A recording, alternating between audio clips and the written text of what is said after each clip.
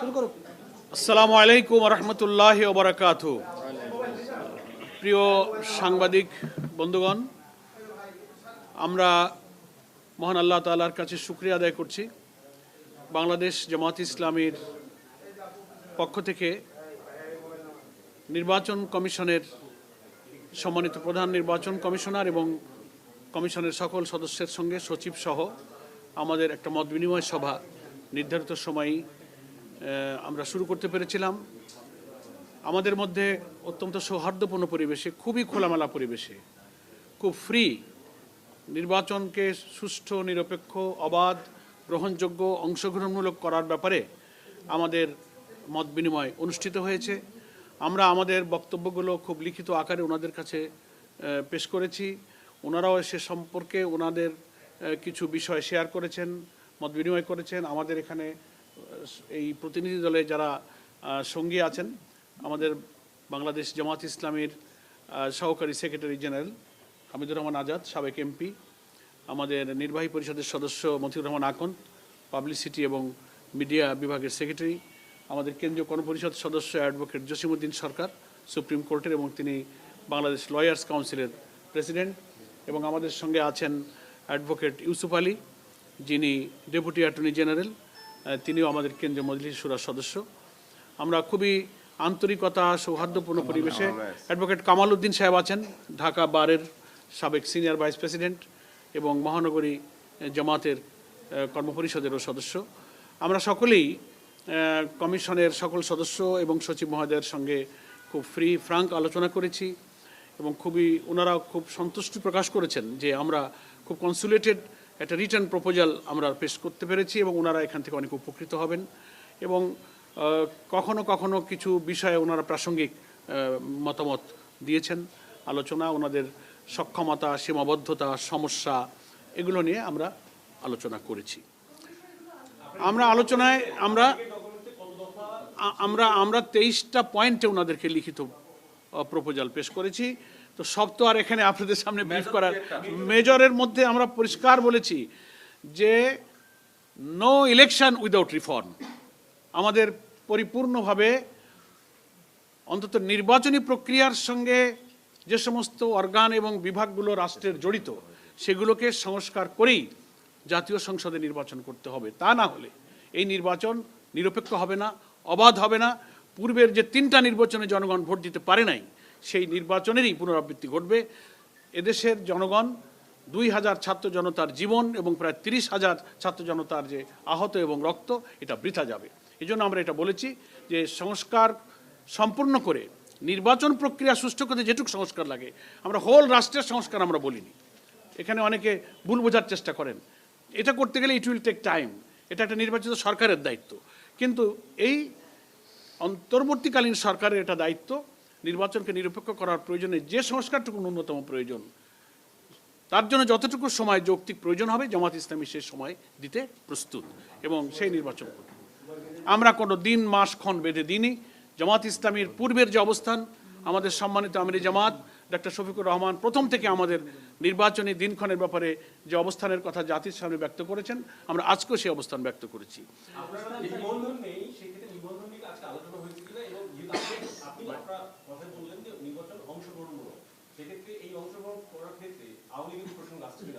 না, সে প্রসঙ্গ আমাদের আলোচনায় আসেনি, সেটা নির্বাচন কমিশনের ব্যাপার।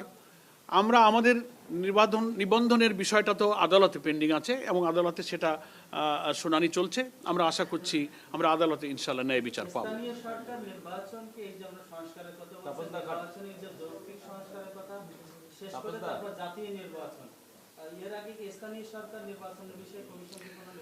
কমিশনকে আমরা তো পরামর্শ দিয়েছি যে জনগণের আকাঙ্ক্ষা, কিন্তু জনগণ চায় যে স্থানীয় সরকার কাঠামোকে সচল করতে, সক্রিয় করতে, স্থানীয় সরকারের এবং গ্রামীণ অবকাঠামোতে উন্নয়ন, আইন শৃঙ্খলা, জনদুর্ভোগ কমাতে জনগণের আকাঙ্ক্ষাই হচ্ছে স্থানীয় সরকার নির্বাচনটা আগে হোক। আমরা জনগণের এই আকাঙ্ক্ষার সাথে সমর্থন এবং সম্মান ব্যক্ত করেছি। হ্যাঁ, কোনটা? না, আমরা অনেকবার বলেছি এবং আমরা তো গত 25শে নভেম্বর সরকারের যে রিফর্ম কমিশন করা হয়েছিল, নির্বাচন ব্যবস্থার যে কমিশন একটা গঠন করেছিল সরকার, আমাদের কাছে লিখিতভাবে ওনারা আমাদের প্রপোজাল চেয়েছিলেন। জামাত ইসলামীর পক্ষ থেকে 25শে নভেম্বর রিটেন আমাদের একটা প্রপোজাল আমরা সেই রিফর্ম কমিশনের কাছে জমা দিয়েছিলাম। তার থেকে কিছু কিছু বিষয় আজকে আমরা এখানে মেইন বিষয়গুলো আমি একটু বলি। আমরা আমাদের আজকের প্রস্তাবনার মধ্যে বলেছি সেটা হচ্ছে প্রপোর্শনাল রিপ্রেজেন্টেশন, পিআর, আনুপাতিক প্রতিনিধিত্ব হারে যে নির্বাচনের ব্যবস্থা আধুনিক গণতান্ত্রিক বিশ্বে প্রায় 60টির অধিক দেশে এটা প্রচলিত আছে। নির্বাচনকে কালো টাকা এবং পেশি শক্তি থেকে মুক্ত করে ফ্রি ফেয়ার একটা ইলেকশন এবং পার্লামেন্টকে যদি দক্ষ পার্লামেন্টারদের দ্বারা, আইন প্রণেতাদের দ্বারা পরিচালিত করতে হয়, তাহলে এই পদ্ধতিটাই বাংলাদেশের জন্য খুবই উপযোগী। এটা আমরা প্রপোজ করেছি। আমরা বলেছি যে আরপিওতে 9 এর যে আর্টিকেল আছে, অনুচ্ছেদ 91-এর এ, 91-এর এ যে অনুচ্ছেদ আছে, সেটা গত সরকার বেআইনিভাবে নির্বাচন কমিশনের এই অধিকারকে তারা খর্ব করেছিল, রাজনৈতিক উদ্দেশ্যে তারা খর্ব করেছিল, যেখানে আমরা বলেছি যে এটাকে পুনর্বহাল করতে হবে। যে কোনো নির্বাচনে অনিয়ম হলে ইলেকশন কমিশনকে সেই আইনে এখতিয়ার দেওয়া হয়েছিল অনুচ্ছেদে যে তারা আংশিক বা পুরো বাতিল করতে পারে।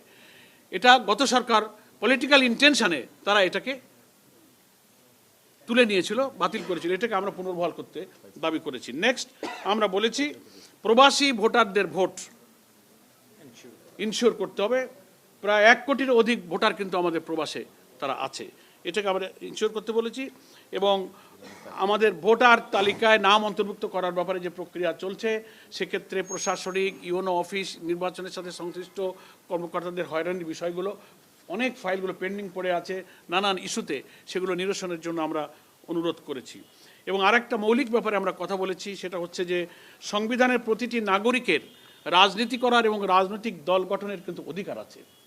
তো নির্বন্ধন আইন যেটা করা হয়েছে, যার ভিত্তিতে এখন বাংলাদেশের রাজনৈতিক দলগুলো 8 সালের পর থেকে রেজিস্ট্রেশনের সিস্টেম চালু হয়েছে। এর আগেও তো বহু ইলেকশনে আমরা অংশ নিয়েছি।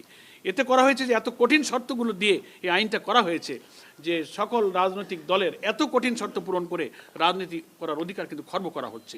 এই জন্য আমরা এটা বলেছি যে এই আইনটা বাংলাদেশের সংবিধানের সাথে সাংঘর্ষিক, এটা বাতিল করা উচিত। রাজনীতি এবং দল করার অধিকার সকলের আছে, কঠোর শর্ত দিয়ে এখানে বিঘ্ন সৃষ্টি করা হয়েছে। এবং আমরা বলেছি সরকারি কর্মকর্তা এবং রাষ্ট্রের লাভজনক পদে অধিষ্ঠিত যারা, তাদের চাকরি থেকে বা দায়িত্ব থেকে অব্যাহতির অন্তত কমপক্ষে 3 বছর পূর্ণ না হলে তাদেরকে নির্বাচনে যোগ্য করা যাবে না। এই সমস্ত মেইন বিষয়গুলোতে আমরা আলোচনা করেছি। আরও তো প্রাসঙ্গিক খুঁটিনাটি রিলেটেড অনেক কথাবার্তা এসেছে। একজন বলেন। সেটা হচ্ছে যে জাতিসংঘের মানবাধিকার কমিশন, প্রসঙ্গে একটু বাইরে, জাতিসংঘের মানবাধিকার কমিশনের পক্ষ থেকে বলা হয়েছে তারা যে এই যে গুম খুন নিয়ে যে তারা যে তদন্ত করেছে, সেখানে জামাতের পক্ষ থেকে তারা কোনো সহযোগিতা পায়নি, আপনারা ইন্টারভিউ দেননি। এই বিষয়ে আপনাদের দলের অবস্থান কি? এই তথ্যটা নিয়ে আমরা গতকালকে গণমাধ্যমে বলেছি, এটা তথ্য সঠিক নয়। আমরা চেক করে দেখেছি। আমরা জাতিসংঘ হিউম্যান রাইটস কমিশনের সঙ্গে ফ্যাক্টস ফাইন্ডিং যত তথ্য, যত ইনফরমেশন, যত মেল, সব আমরা রেসপন্স করেছি। এই তথ্যটা কিভাবে এসেছে আমরা চেক করব। এটা তথ্য আমরা যাচাই করেছি, এটা সঠিক নয়, ইনফরমেশন সঠিক নয়। একজন আমরা তো আমরা এটা বলেছি, এটা আমরা বলেছি গভর্নমেন্ট একটা টেন্টেটিভ আইডিয়া দিয়েছে। তারা যদি তাদের ঘোষিত সময়ে সংস্কারের প্রয়োজনীয়তা সম্পূর্ণ শেষ করে নির্বাচন ফ্রি ফায়ার করতে পারেন, তাতে আমাদের কোনো আপত্তি নেই। মাস আমাদের কাছে ফ্যাক্টর নয়। মাস হচ্ছে যে সংস্কারটা পূর্ণ করে ইলেকশন ফেয়ার হবে কিনা, সেটার জন্য যে মাস লাগে আমরা তার জন্য প্রস্তুত আছি। জি, স্থানীয় নির্বাচন জাতীয় নির্বাচনের আগে চান, কিন্তু এই দুটো ইস্যুতে আমরা দেখছি বিএনপির অবস্থান বিপরীত।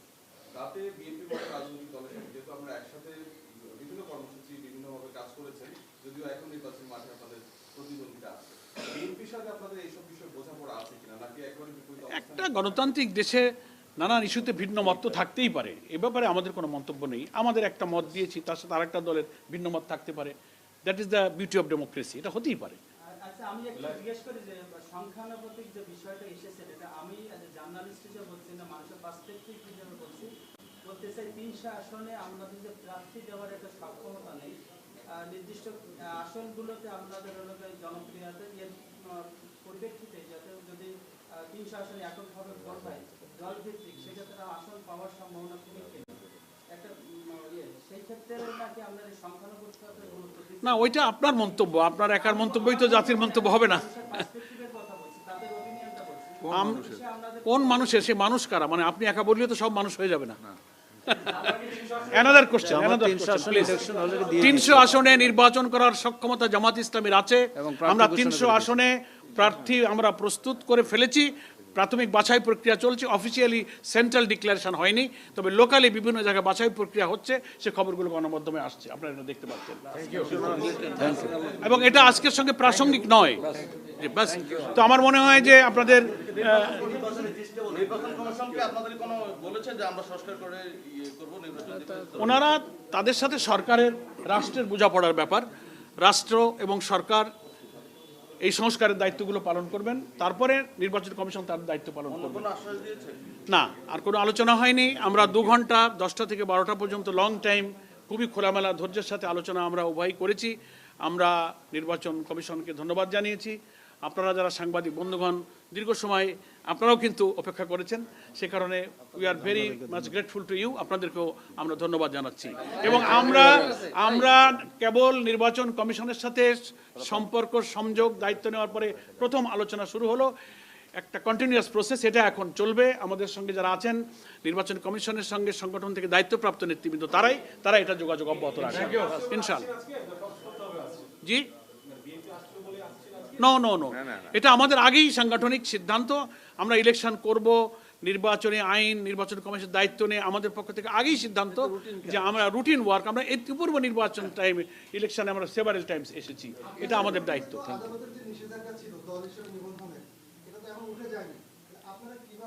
না, এই জবাব আমরা দিয়েছি। আমরা আমাদের এটা আদালতে আমাদের শুনানি চলছে, আমরা ইনশাআল্লাহ আদালতে সুবিচার পাবো, আমরা সেটা আশা করছি। না, নিষেধাজ্ঞাই তো দেয় না, এই কথাটা তো ঠিক নয়। না, এটা নিষেধাজ্ঞা নয়। এটা কোনো নিষেধাজ্ঞা নয়, প্লিজ। আপিল মামলা চলছে, 2টো রায় হয়েছে, একজন পক্ষে দিয়েছেন, 2জন ভিন্ন দিয়েছেন, এটা নিয়েই আপিল। সুতরাং একে কোনো নিষেধাজ্ঞার বিষয় নয়। এই মামলা নিষ্পত্তি হবে আপিল বিভাগে, আপিল শুনানির মাধ্যমে। Thank you. ধন্যবাদ সবাইকে। নিবন্ধন প্রয়োজনই নাই, দল হইলেই সেই ইলেকশন আগে ছিল না। বিফোর 2008 আমরা কি করেছি? আমরা ইলেকশন, আমাদের তখন নিবন্ধন আইন ছিল না। আমরা তখন বড় বড় দল, বিএনপি, আওয়ামী লীগ, জামাত, আমরা ইলেকশন করিনি। আমরা 91-এ করেছি, 79-এ করেছি, 86, 88 বহু ইলেকশন আছে। তখন তো রেজিস্ট্রেশন আইন ছিল না। এগুলো করে মানে রাজনৈতিকভাবে দল করার, রাজনীতি করার অধিকারকে কিন্তু বিঘ্ন ঘটানো হয়েছে। এই জন্য আমাদের কনস্টিটিউশনের সাথে এই আইনটা কন্ট্রাডিক্টরি। প্রতীক আমাদের আছে, দাঁড়িপাল্লা, আমরা সুবিচার পাবো, সেই আইনেই এটা ফয়সালা হবে ইনশাআল্লাহ। Thank you. সাফিসিয়েন্ট কথা হয়ে গেছে, আর প্রশ্ন পর্যন্ত এখানে শেষ করা হয়েছে। ধন্যবাদ সবাইকে।